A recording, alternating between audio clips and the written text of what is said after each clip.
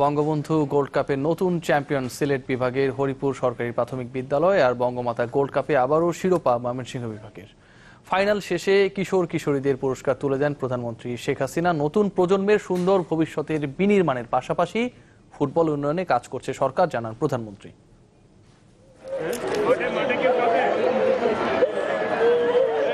স্বপ্নের শিরোপা হাতছাড়া, অঝোর ধারায় ঝরছে কিশোরীদের চোখের পানি। বঙ্গমাতা ফজিলাতুন্নেসা গোল্ড কাপের রানার্স আপ হয়েও তৃপ্ত নন লালমনিরহাটের টেপুরগাড়ি বিকে সরকারি প্রাথমিক বিদ্যালয়ের ফুটবলাররা। কোচ, শিক্ষক, অভিভাবকরাও যেন থামাতে পারছে না শিক্ষার্থীদের। এমনকি খোদ প্রধানমন্ত্রীও পরম স্নেহে মুছে দিচ্ছেন নোনা জল। দলের 17 জন খেলোয়াড়। দল রানার্স আপ হলেও গোল্ডেন বুট জিতে নিয়েছেন লিভা আক্তার, কিন্তু তাতেও আনন্দের ছাপ নেই লিভার চোখে মুখে। সরকারি প্রাথমিক বিদ্যালয়ের উড়ন্ত ময়মনসিংহের কিশোরীরা, চলছে মকবুল হোসেনের জাদুর ছড়ি। কলসিন্দুরের পর এবার চ্যাম্পিয়ন করলেন ময়মনসিংহের পাঁচরুখী সরকারি প্রাথমিক বিদ্যালয়কে, গোছালেন গতবারের রানার্স আপ হওয়ার আক্ষেপ। প্রমি ইসলামের একমাত্র গোলে জিতেছে দল।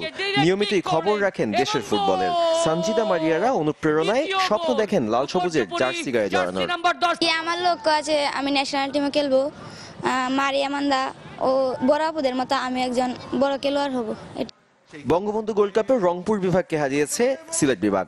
চ্যাম্পিয়ন সীমান্ত ঘেঁষা হরিপুর সরকারি প্রাথমিক বিদ্যালয় হারিয়েছে নীলফামারীর দক্ষিণ কানিয়াল খাতা সরকারি প্রাথমিক বিদ্যালয়কে। ম্যাচের 5 মিনিটে গোল করেন সালমান আহমেদ।